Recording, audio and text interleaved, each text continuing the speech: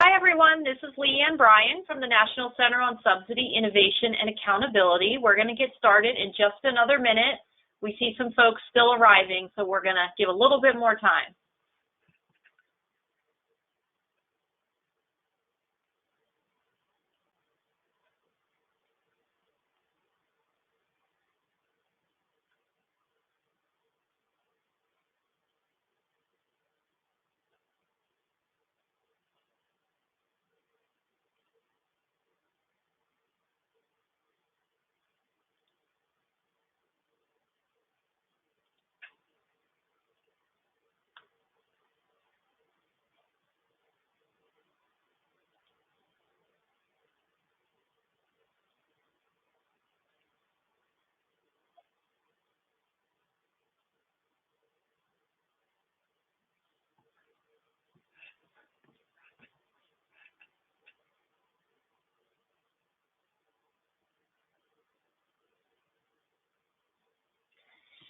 All right, everyone, it's just after 3 Eastern Time, and the new arrivals have started to slow down coming into the room, so we're going to go ahead and get started. My name is Leanne Bryan. I'm with the National Center on Subsidy Innovation and Accountability, welcoming you all to our Year 1 and some Year 2's state cohort call, conducting case record reviews.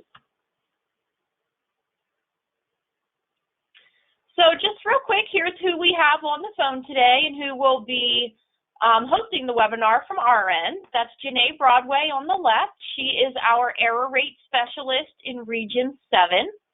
That's me in the middle, Leanne. I'm the error rate specialist for Region 1 as well as Puerto Rico. And then on the right is Katie Watts. She is our error rate lead, and she is the error rate specialist for all other regions that I didn't mention already. Also on the phone with us today, we have some of our partners from OCC Central Office. Linda Winings and Adi Fator are on the call today. They'll help us to answer questions and be available if anything comes up. And just a couple housekeeping items before we dig into the agenda. I know many of you are familiar with the GoToWebinar platform, but just in case we have some new folks on the line, to ask a question today, we will pause a few times throughout the webinar, but you can raise your hand using the GoToWebinar dashboard, and we'll recognize that and pause and get your question. You can also type your question into the questions box in the GoToWebinar panel. Also, we have 3 handouts available in the dashboard. You can just click on handouts and those 3 items are there. We'll be referencing those throughout the webinar, so feel free to download them. Katie also emailed those handouts out to everyone who was registered as of about 2:30 Eastern Time. I believe that's it. So just real quick, I mentioned at the first slide that this is for Year 1 and Year 2. So for our Year 1 states, of course, we welcome all of you to the call. But for our Year 2 states, we did invite those that have gotten started with this cycle of reviews. So with that, I'm going to turn it over to Janae to walk through the agenda. Awesome. Thanks, Leanne. So the focus of today's webinar is on conducting case record reviews and to provide guidance on some of the areas where we've seen states have challenges. We will do this first today by discussing the purpose and scope of the reviews and what is not in the scope of the reviews. Next, we will go through some elements within the record review worksheet, column by column, utilizing some examples for completing those elements. Then we'll spend some time on the additional inquiry. I'll slow down a bit, I think my slide not moving. I'm sorry. There we go. Then we'll spend some time on the additional inquiry and the mid table, the missing and insufficient documentation. We will also walk through some examples by completing element 500, the case summary table. And lastly, we will wrap up the webinar by discussing next steps and available TA resources from NICSIA.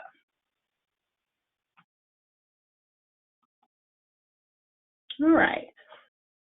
So before we talk about the purpose and the scope of reviews, let's quickly review the established error rate review timeline. Now, since we have some year 1 states and year 2 states on the call, timelines are given for both. Now, I won't go through each of these deadlines. You should have all received a copy of the presentation, as Leanne mentioned, via email prior to the webinar, but it's also available for you guys to download. But I will point out here that for purposes of this call, that there's only a 1-year difference in submission deadlines for year 1 and year 2 states. For instance, your year 1 states in the left column labeled year 1 states, most of you have had your record review sheets approved and have begun reviewing or completed your case reviews.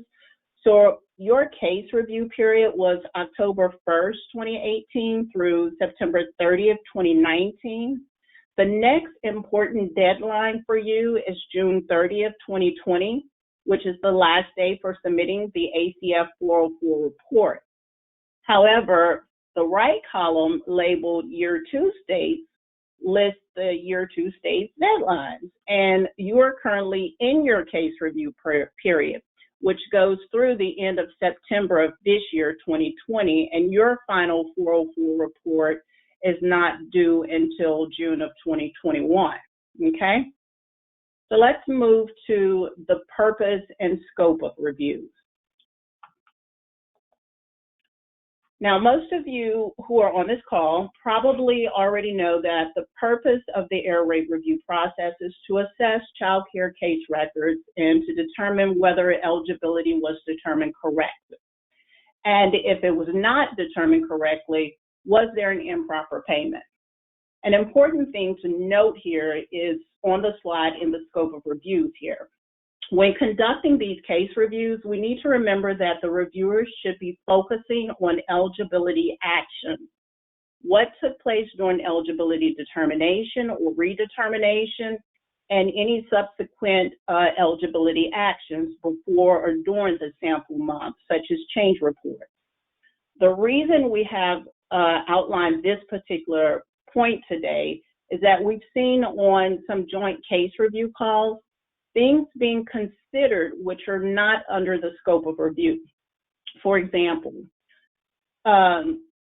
we've seen review on errors that are solely in reference to attendance records or payments being processed or intentional program violations or fraud on the part of the family or provider.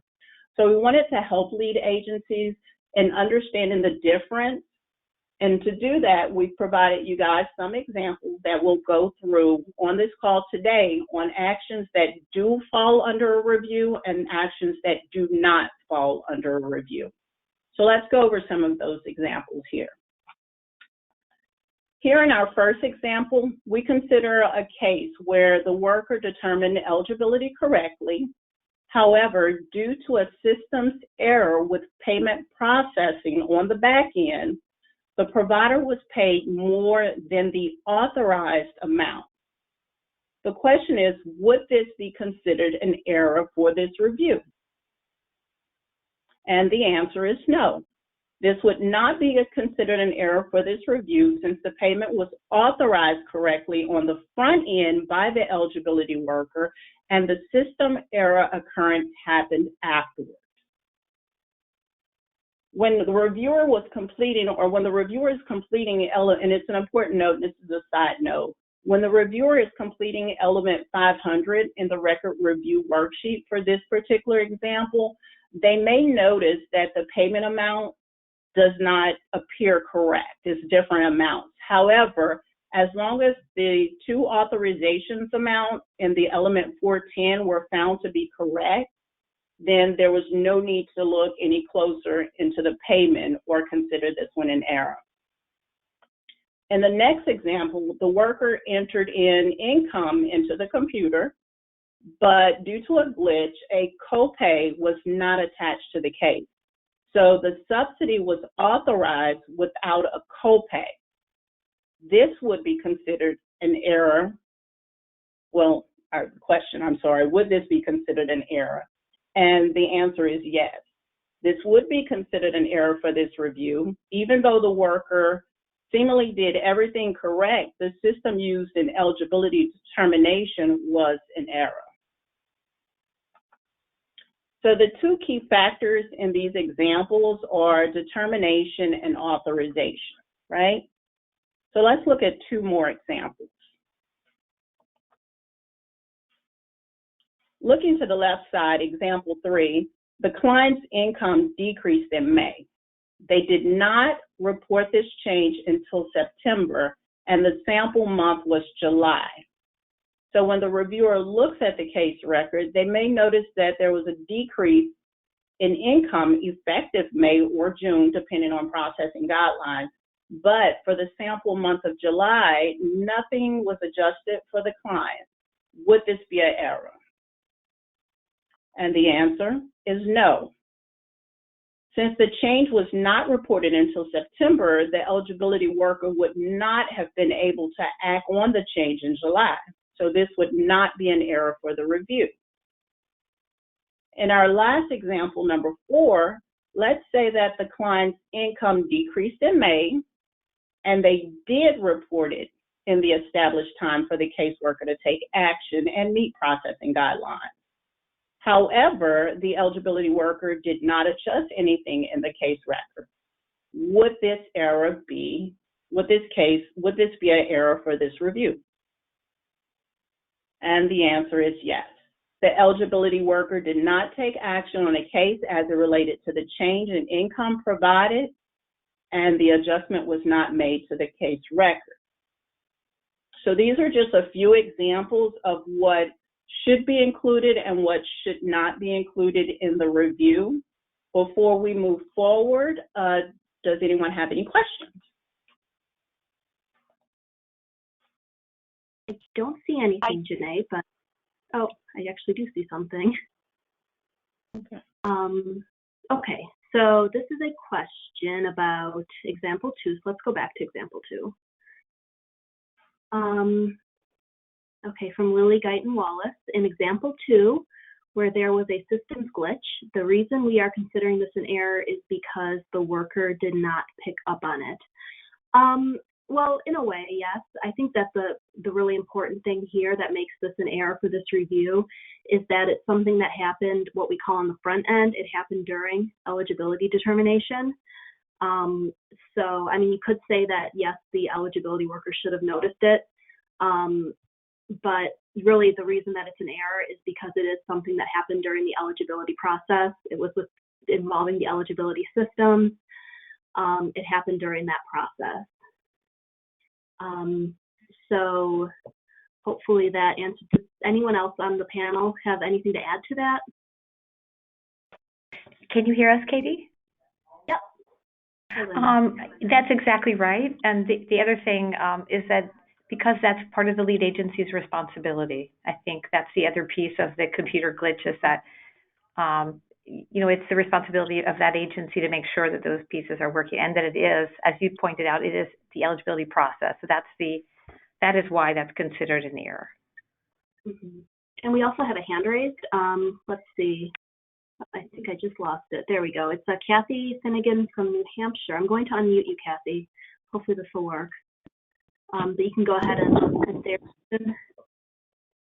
So my question would be, so it's a reading and the worker has everything in there correctly, but the system didn't change the cost share correctly?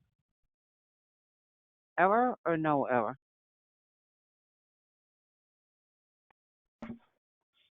I think that would be considered an error, unfortunately. Okay, that's what we've been doing. Yeah, I would agree. Leanne. Yeah.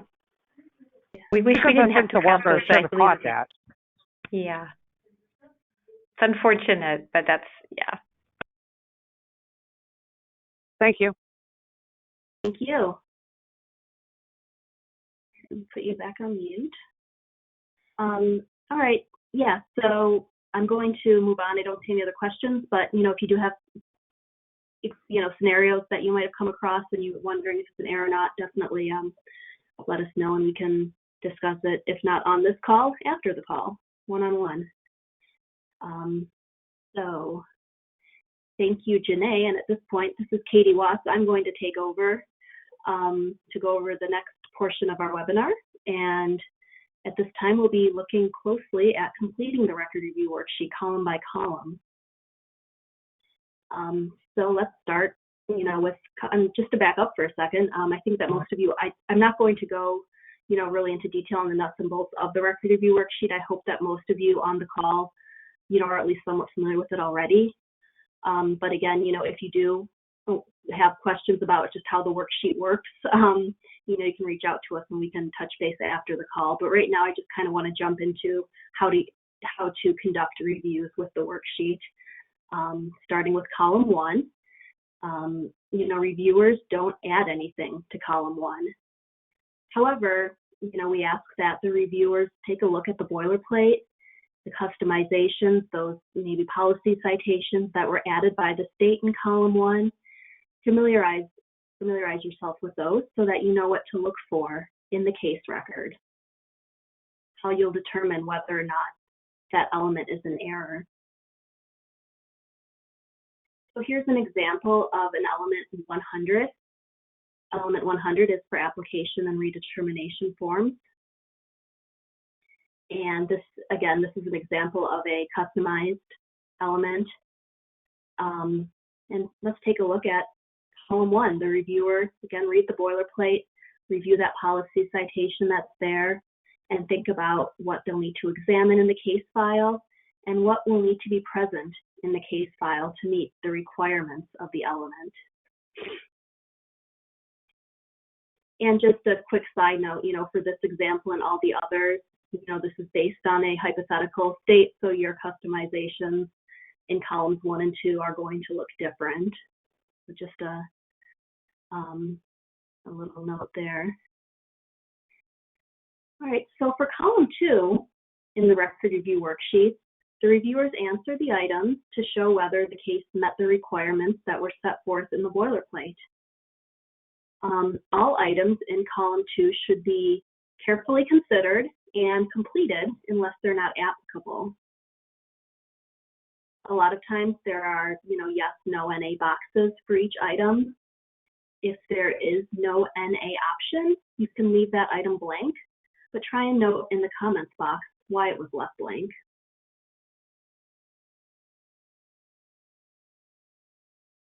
The comments box in column 2 can be used for other things as well. You don't always need to fill it in, but you can use it to, I have some ideas here for what it can be used for. Record documentation, record what was missing, describe how you came to the conclusion that there was an error.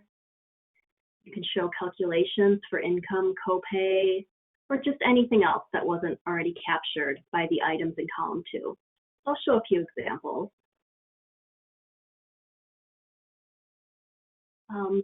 So first example is of element 100.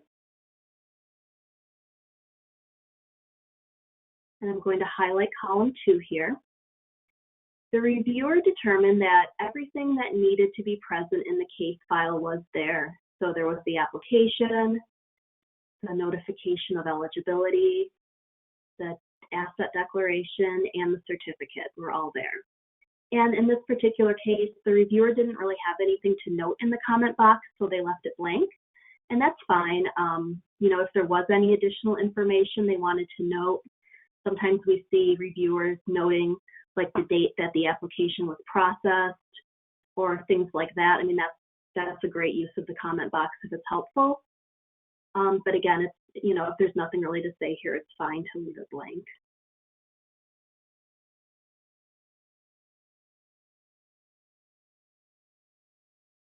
Here's another example. This is of element 340, which is where we look at need for care. So let's look at column 2. Here there were 20 full-time days authorized. However, the reviewer determined that this was not correct. The provider payment rate was correct. So in the comments box, the reviewer gave some more information about the error and also recorded what the correct number of days should have been. So there were 20 full-time days authorized at the preschool rate. However, the parent schedule shows that the need for care was really only 12 days a month.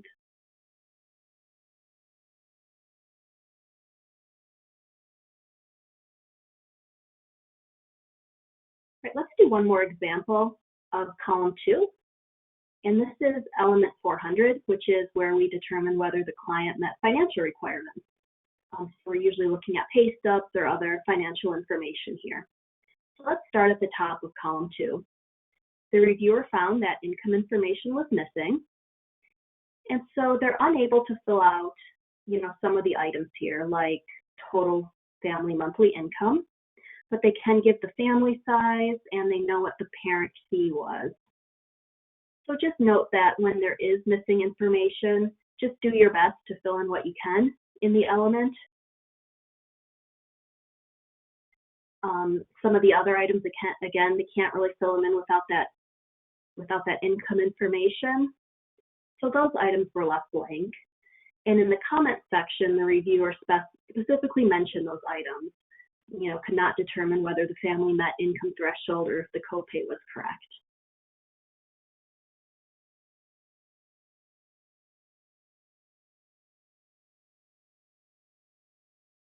Any questions on column 2? Not seeing anything, so I'll move on to instructions for column 3, which is the summary element. And this is where the reviewer will summarize the findings for the element. And by findings, we really want to focus on whether there was an error, and if so, what type of error. Don't present any new information in column 3. And we also don't want you to just repeat everything from column 2. Keep it simple and concise here. Sometimes there's some confusion about what should be included in the column 2 comments box and what should be in the column 3 summary. Sometimes those get a little mixed up. The column 2 comments are intended to complement the analysis, to expand on the information already given, or to provide some additional information. And as I showed a few slides back, they're not always required. However, for column 3, it is required to have something down here. And again, the intention is to summarize the findings for the element as a whole.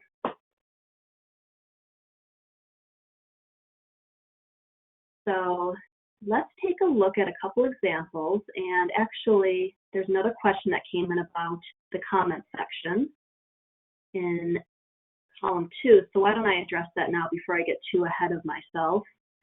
The question came from Paula Lujan in Colorado. Could you please clarify, if an error is not identified, the comment section in the element is not required and can be left blank? So the answer to that is yes, you're correct. And actually, even if there is an error, sometimes the comments can be left blank. It just kind of depends on how your column 2 analysis is set up. Sometimes we see that the column 2 analysis items that are really detailed, all-encompassing, and once you get through all those items, there might not really be a whole lot else to say in the comments. I know sometimes we get on joint case reviews and we're like, why don't you have any, that would be a great use of the comments box, why is that blank? It just kind of depends if we think that, or if you think that there's some, information that should be included in the comments, but, I say kind of use your best judgment there. I know that your worksheet, Paul, is quite detailed, so there might not always be a need for additional information in the comments, but it just kind of depends. So, all right, I think we're good with that. I see one more question. Let's see, question from Lily. An example would be for the comment section, if it's a redetermination and there was a change indicated on the redetermination form, is it acceptable to include a comment that states change indicated on the redet form, and then, kind of give some examples and say that there were supporting documents? Yeah, I think that's an excellent use of the comments box to kind of spell out what the changes were on the redetermination form, especially if it would be helpful, to the reviewers. And maybe if it goes for a second level review, it might be helpful for those reviewers to see that as well. So thank you for that, Lily.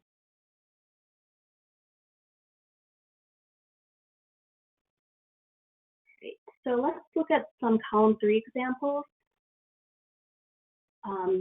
And we're going to go back to kind of the same examples that I've shown in the previous slides. This first one is of element 100, which is the one where there was no error found. So there was no error here, but we still don't want column 3 to be left blank. You can just simply say no error, and that is sufficient here.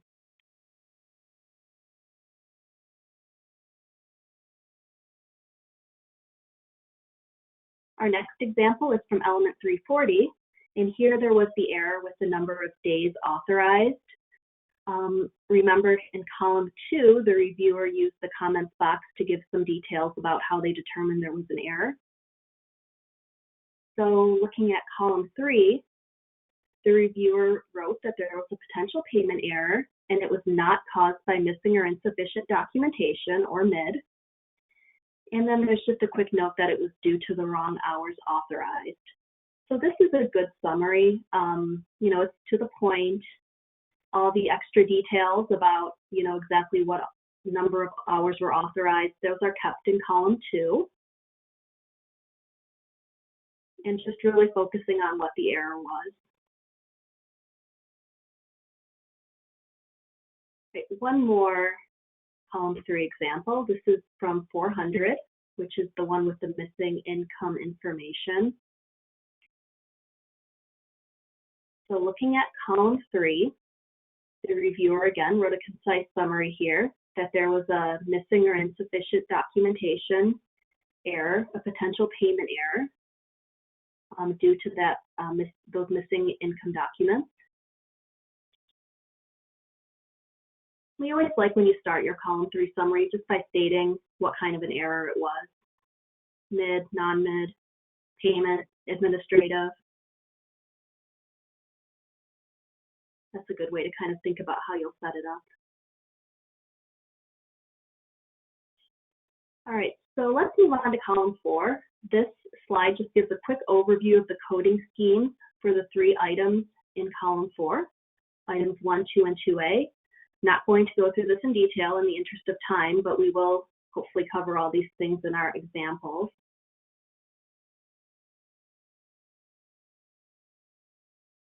So let's revisit element 100, which had no error.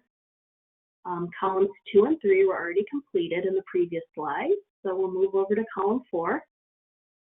Item 1 is coded as 0 for no error, and 2 is coded as NA. So note that when item 1 is coded as 0, item 2 will always be NA. If there's no error, then the item on missing documentation is not applicable. So take a look at the end of the text here for item 2, where it says if Y is coded, then answer 2A.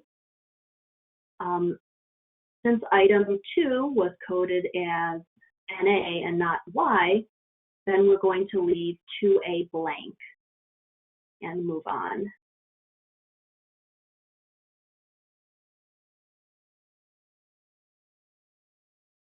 Element 340 had the error with the number of days that were authorized.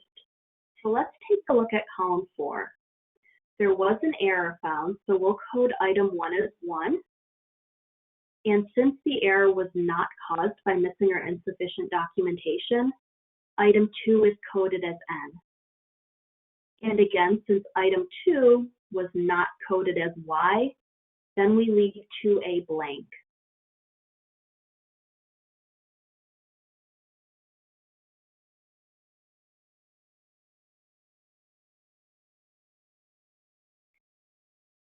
In our element 400 example, the client had missing income information. So taking a look at column 4, we're going to code item 1 as 1 for an error and Y, since the error was caused by missing documentation.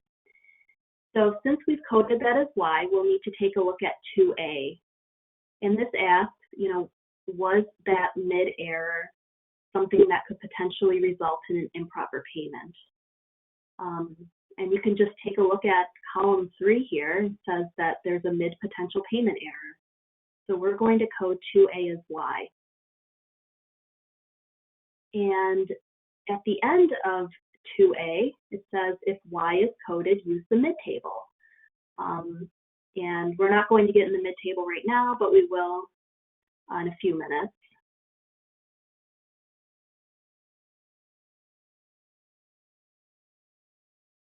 First, I do want to spend a few minutes focused on element 410. And the purpose of 410 is to determine whether there was an improper payment. If there were no errors, or if there were only administrative errors found in the previous elements, then there should not be an error here in 410. On the flip side, if there is an improper payment found in 410, then there should also have been an error in at least one of the previous elements. So basically, there should not be any surprises here. Any improper payment error you find here should have kind of been explained by something that was found in an earlier element. 410 is unique in that it's the only element where you can maybe consider some processes that took place following eligibility determination. So Janae spoke, a while back about those kind of back-end errors, payment processing. We'll look at an example in a few minutes. But if you find a discrepancy between the eligibility worker's authorized subsidy amount and the reviewer's subsidy amount, then you'll consider what that payment was. And we know that the payment amount can be affected by other factors like attendance, school closures, payment systems issues like we spoke about earlier. And we recognize that because of that, these might impact the payment amount, and it might lead to the conclusion that there was not actually an improper payment made. We see this particularly a lot of times with attendance, or maybe not a lot, but sometimes with attendance. So I'll again show you an example in a minute. If you do run into this kind of scenario, you would use the comments box in column 2 of 410 to describe what happened.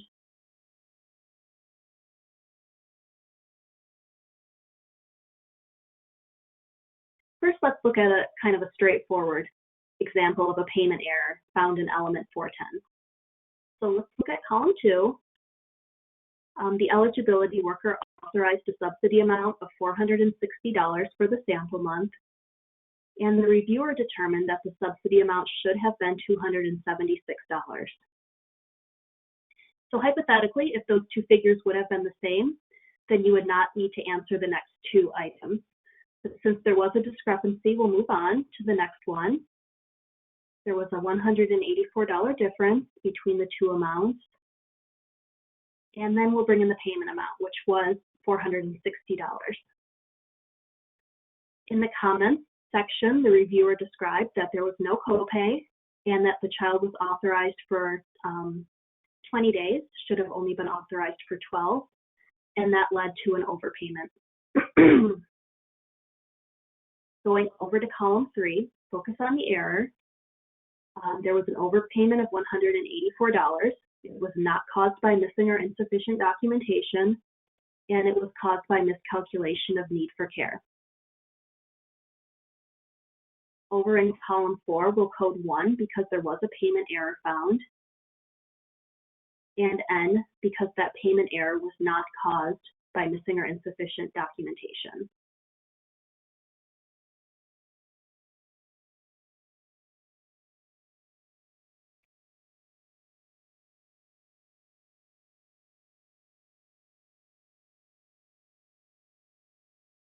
In our second example of element 410, starting with column 2, again, same as the last slide, The eligibility worker subsidy amount was $460, and the reviewer subsidy amount was $276, which was a difference of $184. But in this case, the payment amount was only found to be $23. So this might be one of those situations where you'd want to dig in a little bit deeper to determine whether an improper payment was actually made. Here the reviewer described what happened here. The child was authorized for 20 days, should have been authorized for 12, but the child they looked at the attendance records and discovered that the child only attended care for 1 day for whatever reason. So they determined there was no improper payment.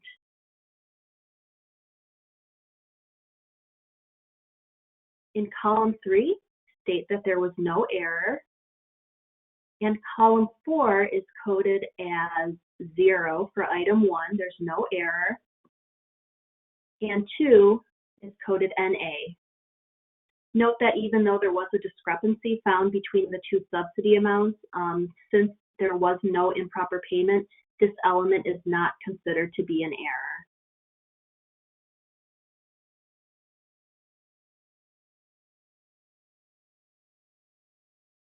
Okay, so I've got a few questions that came in.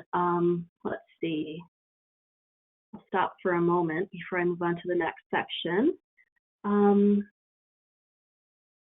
Lily, so the agency found that they made a mistake with the payment, and the following month they created an adjustment and made the correction. Would that be considered a payment error? So I think that the question for me would be, what was the nature of the payment error in the first place?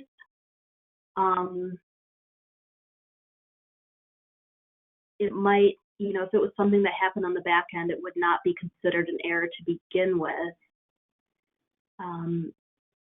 But let's say that, there was an eligibility error, an improper payment went out the door, and then in the next month or whatever, after the sample month, it was adjusted.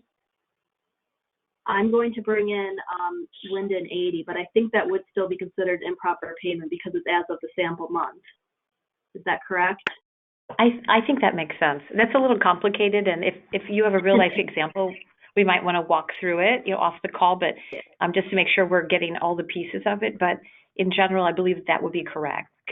But I see what you're saying. If you have corrected it, I think it might be different if you look at it in a different month after the correction was made. Then a correct action had been taken at that point. So I think that might make a difference. But if you're looking at it, if you're looking at the months in which they made the error and they hadn't corrected it yet, I agree. Yeah, this is Leanne. I would like us to take that one back and discuss it some more. Yeah, I was just going to say the same thing. Yeah, and it would be good to have more details about that because those can be pretty complicated. Mm-hmm. And thanks, Lily. Yeah, we'll follow up after this call. And then we also had a question from Shannon in Rhode Island. So how, on this example, is it not an improper payment? Shannon, can you quick type in, do you mean the slide that I'm showing right now? Yes, okay. So this is not an improper payment because, again, the reviewer was able to dig into the attendance records a bit and found out that the child only attended for 1 day, and it would have been one of those days that was authorized. So since the sample month payment was only $23, and again, they only attended on that 1 day, then that was not it. That's why it was not an improper payment. And again, we can talk some more after the webinar on that to get some more clarification. So one more question came in. This is a great question from Anita Horsley. Earlier it was said not to add anything to column 1. So is the customization of column 1 limited to only policy references? So yeah, I apologize if I wasn't really clear with that. When I said don't add anything to column 1, I meant for the reviewers. And, you know, during the time when the record review worksheet was being created, before it was approved, then yeah, lead agency would have added the customization to column 1, the policy references or whatever. But once it's been approved and you're actually doing the reviews, then you don't want to add anything new to column 1. So that's a good question.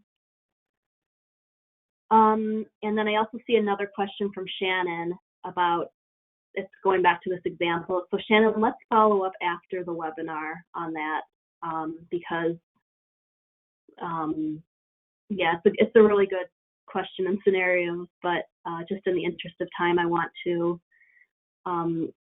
continue on, but we can, Leanne will reach out to you after the call.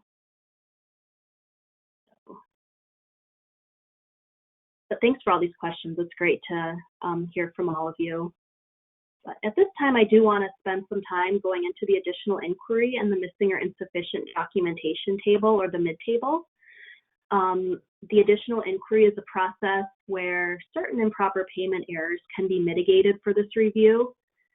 And the mid table is part of the record review worksheet. And both of these are new, processes for this cycle. We'll be showing a few examples of how to complete the mid table, but we also have a handout that contains much more detail, so you can refer to that following the webinar. So as I mentioned in the last slide, the additional inquiry, or we also just call it AI, so you'll probably see that in some of these slides. This is the process by which certain potential improper payments caused by missing or insufficient documentation can be mitigated for the purposes of this review. And this is done by accessing state resources that are not typically utilized during the eligibility process and determining if they have the missing information. And if they do, and if you can verify it, then that improper payment may be able to be mitigated.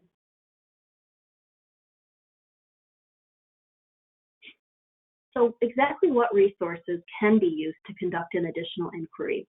You can utilize resources that are within your state government. So you can't go outside, and you definitely cannot reach out to clients or providers.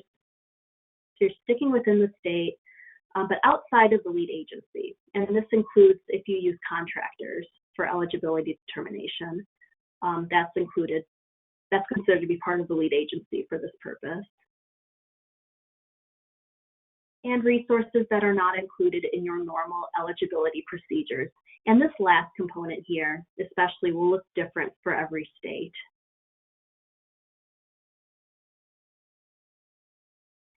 So to determine how you might conduct an additional inquiry, first ask, what do eligibility workers already access as part of normal verification procedures? Do you have shared screens, shared systems with other assistance programs?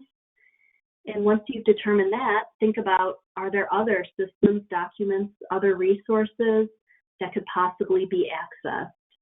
For example, calling up other assistance programs, the Vital Records Department, or Foster Care Labor Department. Those are just a few examples here. So this is something that you will need to think about as part of your reviewer training. And I will say, last year, some of the Year 3 states, they have these really nice systems that are fully integrated with other programs. And basically, they weren't really able to do additional inquiries because they didn't really have anywhere else to reach out to.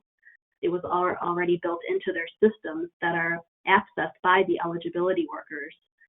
And that might be the case in your state too. But you'll need to figure out what that looks like before doing your reviews.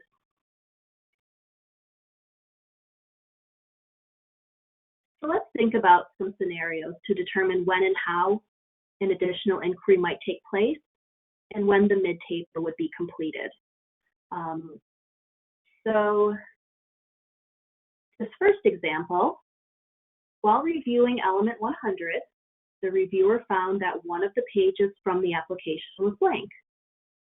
The blank page meant that there was some missing information, but nothing that would make the case ineligible.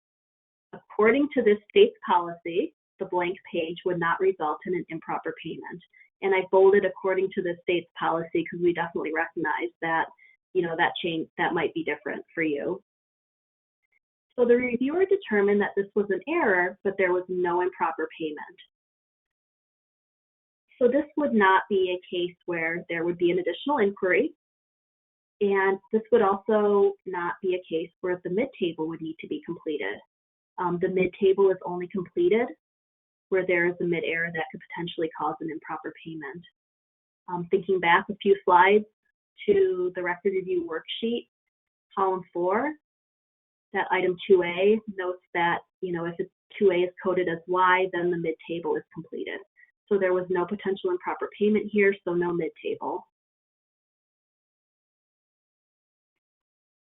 And I'm actually going to skip this slide in the interest of time, but this basically just shows, in the scenario from the previous slide, what that would look like on the record review worksheet. So you can please take a look at this, off the call, and let us know if you have any questions about it.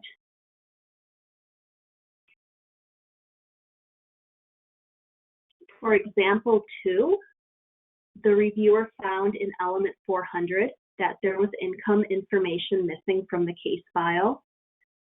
The reviewer reached out to the local eligibility agency who was able to provide that missing information. So the reviewer determined that there was no error in the element. So this is not considered an additional inquiry because the reviewer just reached out to that eligibility agency, the local agency, to get that information. And that's something that reviewers have always been able to do. We've always allowed that from the beginning of the error rate process.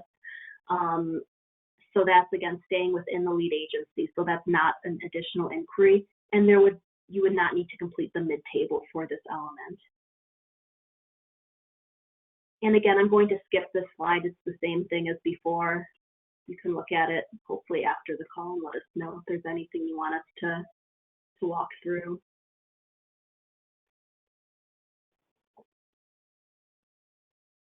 Our next example is in element 100. The reviewer found that the entire application was missing in element 100.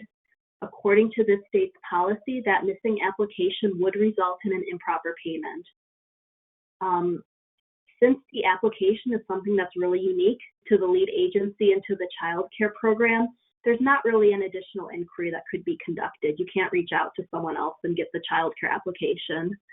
So there's not really an additional inquiry, but the reviewer would still need to complete columns 2 through 5 of the mid-table because this is a situation where there's a mid-error that could potentially cause an improper payment. So again, this is just showing how the record review worksheet would be filled out. I'm going to skip it, but I do want to spend a moment on the mid-table for this example. Recall that the error was found in 100. So for the mid-table, we're going to take a look at that row for element 100.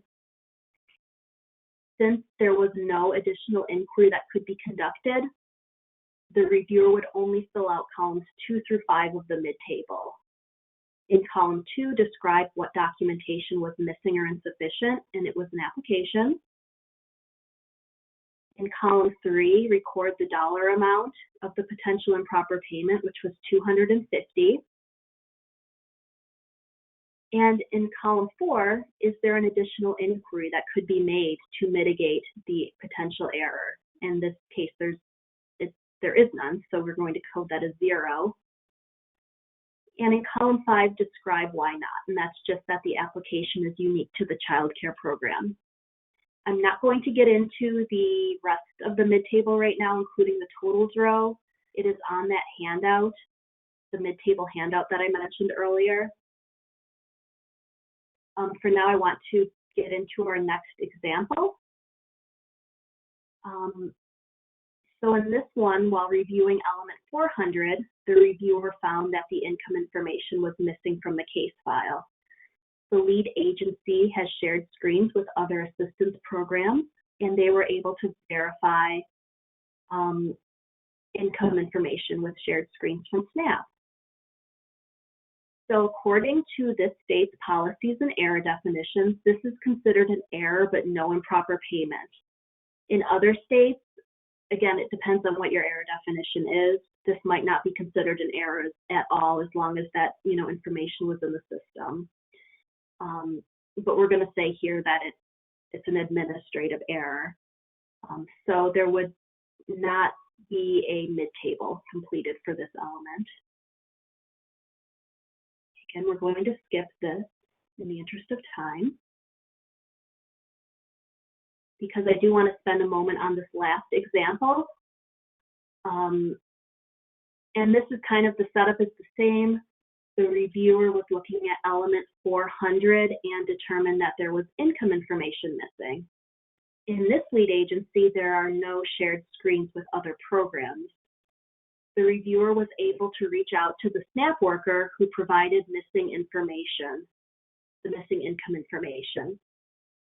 So moving to the right side of your screen, this is an additional inquiry. And since the SNAP worker provided the missing information, it would be considered an error because that, the pay stubs were missing, but no improper payment due to the mitigation from the additional inquiry. And there's a typo there. I don't know if you're looking at the same place I am, but that middle block on the right, it should say this would be considered an error, but no improper payment. So I apologize for that typo. And the reviewer would complete columns 2 through 4 and 6 through 9 of the mid-table. So really quickly, this is what the mid-table would look like for the element 400 row. There were missing pay stubs. In column 3, record the dollar amount of the potential improper payment, which is $250. Yes, there was an additional inquiry. So for column 4, you code that as 1. Skip column 5. And in column 6, describe what was done for the additional inquiry. Contacted the SNAP worker. In column 7, was the improper payment mitigated? Yes. In column 8, record what dollar amount was mitigated, and it was $250. And in column 9, describe how you determined whether or not the payment could be mitigated. And it's because SNAP was able to provide the missing income information. And I'm going to skip this slide. This just shows actually how the reviewer, once a successful additional inquiry is conducted, you could go back to that element on the record review worksheet and update with the missing information and record that you did the additional inquiry. So that's all I was trying to show in this slide. But again, in the interest of time, I'm going to skip that. But you can compare this slide to the slide that's 2 before this to kind of see how the reviewer updated following the additional inquiry. Okay. In this slide, I'm going to skip this. This just gives some special kind of scenarios that you might run into with the additional inquiry and mid-table and kind of what you can do. And in all of them, I say request TA, but there's also some other things in here. So I'll let you take a look at this following the webinar. I do see that there's a hand raised, so I would like to address that. I know that we're a little short on time, but I want to make sure that the questions come in. Let's see. This is from Kathy Finnegan in New Hampshire. I'm going to unmute you, Kathy. Go ahead. My question is, if it's after the fact, can we ask the other programs to get that back information or no? What do you mean by after the fact? So if I look at it now and it's missing some income verification, can I ask them to get it for our review month? Yes. Okay, even if it's whatever, 5 months ago or whatever. Yeah, so what you're looking for is, how were things as of the time of the sample month? So yeah, we definitely, understand that it's after the fact. But yeah, as long as you're able to kind of verify what that income would have been at that time from the other worker or whoever it might be, then yes, that's acceptable. Okay, I didn't think we could go to the client and ask for back info. Not the client. Not that but you can we go to, would, but the worker. no, you're never going to the client, but you could reach out to another like assistance program or another state agency. Okay, Yeah, that's good to know. yeah. Thank you. Yeah, and you know, there is some more information about it in the data collection instructions. I think it's chapter 6. I could be wrong, but yeah, definitely take a look at that as well. Okay, thank you. All right, thanks. All right, so for the last few minutes of our webinar, let's see, I want to spend a couple of minutes on element 500. And I know that there's a couple of other questions coming in, but I just want to quickly go through this and then we can circle back to you. So if you've worked on the error rate in previous cycles, element 500 might be new to you. It was added as a summary element. And column 1 of element 500 is where you summarize the whole case, again, focusing on whether there was an error. And in column 2, you're going to code your findings for the entire case. So let's start with a pretty straightforward example. This case had one error in 340, and that element is cited here. As you can see, there's a brief description of what the error was. The need for care was over-authorized, but since the child only attended one day, it was determined in 410 that there was no improper payment. So this is building off of that example that we gave a while back. So moving into column 2, we're coding again for the entire case. Item 1 is coded as 1 because there was an error. Item 2 is N because it was not caused by missing documentation. 2A, we enter 0 because there were no potential improper payment errors caused by MID. And since 2A is coded as 0, we're going to skip down to 3, where we code NA for overpayment, underpayment. Since there was no improper payment here, we're going to just say NA. $0 for the total amount of the improper payment, and $23 for the total payment amount for the sample month. Okay. I'm going to skip this example for now. There's one that I definitely want to look at. All right. I want to take a quick look at example 4 before we wrap it up. This is a scenario with 2 errors. So there were 2 errors found in the case. Element 100, there was a MID administrative error due to one page in the application being blank. And in element 340, there was an error with the need for care that did result in a partial overpayment. So moving to column 2, we will code 1 because there's an error.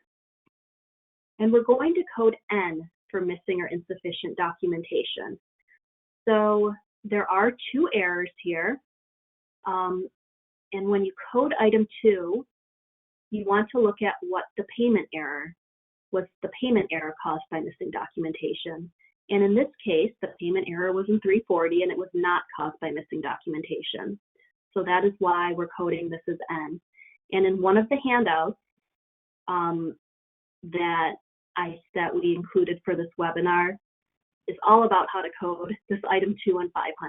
So when you have multiple errors, you can take a look at that. Basically, the payment error always kind of takes priority, but you can take a look at that. 0 for 2A because there's no potential improper payment errors caused by MID. And item 3 is O for overpayment. Item 4 is 184 for the amount of the improper payment. And the total payment amount for the sample month was 460. So I know that some of you are getting ready to start reviews or you've recently started reviews. We will hold a joint case review with your team after about 3 months of your case records have been reviewed.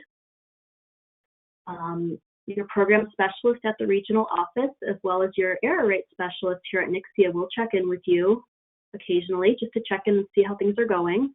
And you can always reach out to us as well. And after you've started reviews, you can send your error rate specialist, again, that's either myself, Janae, or Leanne, a few completed worksheets just to make sure you're along the right track. So I know a few of you on this call have done that already, and I hope it was helpful. This slide just gives links to some of our other error rate resources from NICSIA, so you can access those after the call. And then we have our contact information. So I'm really sorry I had to speed up towards the end, but we had some really great questions that came in. So I know that it's 4 o'clock, but if anyone wants to hang out, I'll try and address some of these last questions that came in. So let's see. I see a hand raised from Kathy. I don't know if you're raising your hand again or if that's from the last time, but I'm going to unmute you just in case you had another question. Oh, no, it's not me. Okay, it was from last time. That's fine. Thank you. Okay.